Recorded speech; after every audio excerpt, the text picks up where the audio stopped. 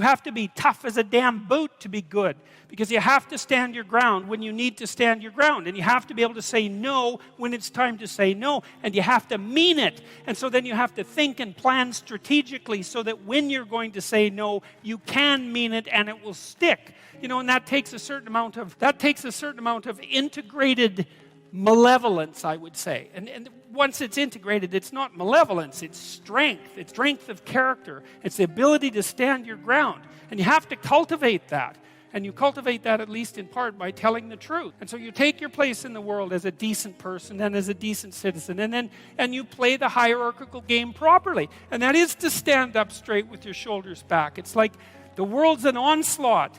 You've got the tyranny of culture to deal with. You've got the catastrophe of nature. You've got your own damn malevolence and ignorance, right? All coming at you. Plus the incredible, complicated, indeterminate potential of the future. That's all coming at you, and it's all your responsibility, and you can cringe away from it and be afraid of it and be victimized by it and be bitter and cynical about it, and no wonder, because it can be painful. Or you can turn around and you can say, man, bring it on, because there's more to me than there is to the catastrophe. And this is what I discovered from looking at what I looked at. I looked at the darkest things I could look at, really, for 30 years. I was really a lot of fun to be around, I can tell you. I looked at the darkest things that I could think of, right? Not only what happened in Auschwitz and what happened in the Gulag, but personal issues. You know, it's like I wasn't so much interested in the totalitarians as a group. I was interested in the people who undertook the terrible acts that the totalitarians required. You know, the people who, I was just rereading Ordinary Men, and it was a story about a police battalion in Poland that trained ordinary policemen to take naked pregnant women out into the fields and shoot them in the back of the head. It takes a lot of training, by the way, before you can bring yourself to do that. And you aren't the same person by the end of it. It's pretty goddamn horrific. You know, and I was trying to figure out, what would it be like to be that person? Because we are that person. And then what would it be like to not be that person, right? To refuse to do that, to not participate in that. You know, and what I discovered by making that totalitarian proclivity personal was that there's more to us than there is to the horror. As nature is bent on our destruction, bad as culture is, tyrannical and bloody back as far as you can look, as malevolent as you are in the darkest part of your heart, and that's plenty malevolent. The possibility that's within you that can well up, the courage and the truth and the ability and the skill and the willingness to set things right, if you are willing to set them right, is more powerful than all of that.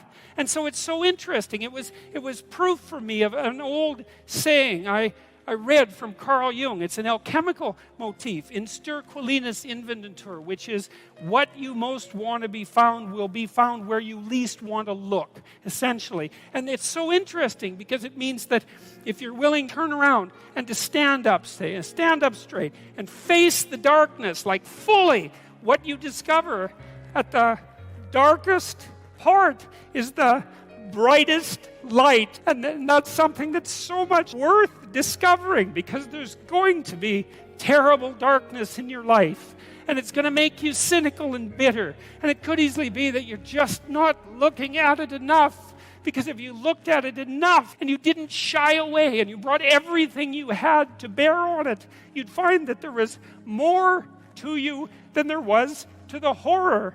You know, I watched my father-in-law. I'll end with this. And you know, you don't know, because you're not bringing your A game to the table with all that cynicism and bitterness and resentment and willful blindness and avoidance. Maybe you're playing at 60%. It's not good enough, because there's too much of what's bad for 60% to be good enough. It's like you need 90% or 95% or 100%.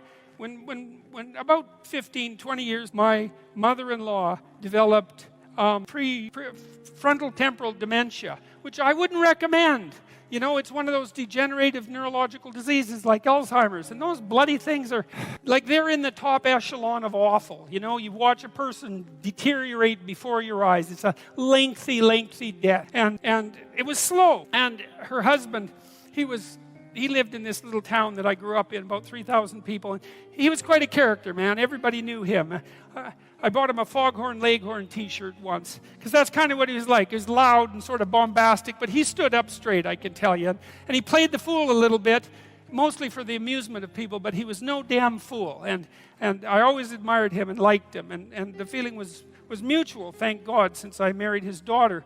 And, he drank a lot with his crazy friends up in northern Alberta, and he wasn't at home a lot because he was working a lot. And he was kind of a party animal about town, but a good businessman and a good man. And then his wife got sick, and they moved to another town. And, he took care of her for like 15 years. It was unbelievable as she deteriorated, and she got more desperate to have him around, and her love for him never went away. Even as she lost herself almost completely, she would always light up when he came into the room, and he took care of her right till within weeks of her death. He had to finally put her in an old folks home because he was no longer strong enough to lift her up from the chair. And we interacted with him a lot, because we were trying to help him figure out how to cope. And we had signs put up in the house, electronic signs that would tell her when he was leaving, so that know where he went. And we had recordings in the bathroom so that she knew what went into the bathroom. And we tried to do everything we could to not make this absolutely bloody, atrocious experience complete hell. And he participated the whole way. And it was really something to see. It was really, it left me with a tremendous sense of admiration for him, but not just for him, but for people who can do that.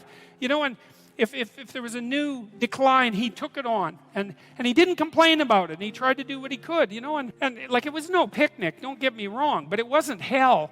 And then we were all gathered around the deathbed, my wife's mother's deathbed, and the family was there, and they got along pretty well, and her sister's a palliative care nurse, and the other one's a pharmacist, and none of them are particularly afraid of illness and death. They're a pretty tough group. And so, they made sure their mother's lips were wet while she was no longer eating or drinking, and tried to make her comfortable. And they were around the deathbed, and they were kind of getting along, It wasn't Family Feud at mother's death time, and that was kind of nice.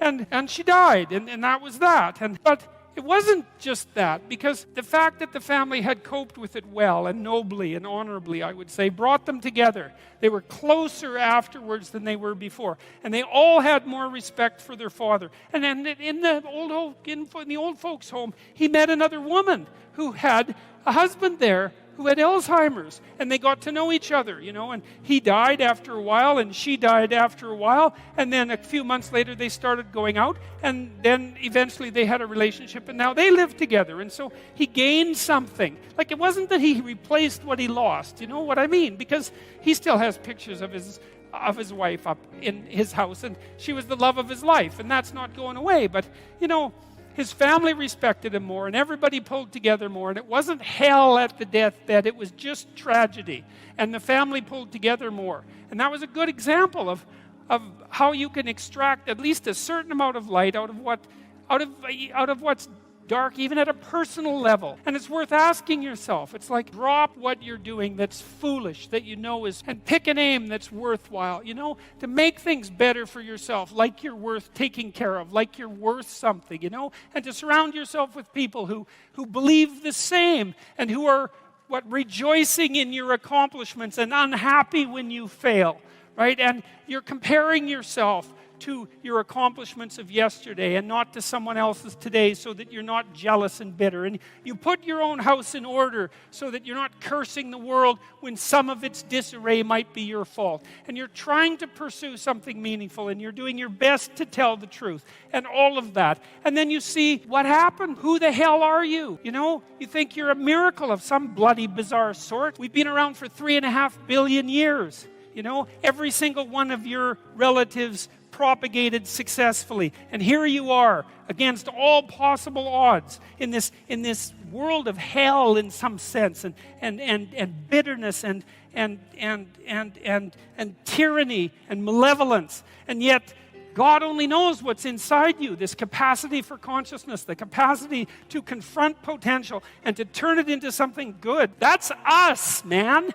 That's the Western story. That's the individual as the cornerstone of the state. That's our responsibility. And it really is who we are.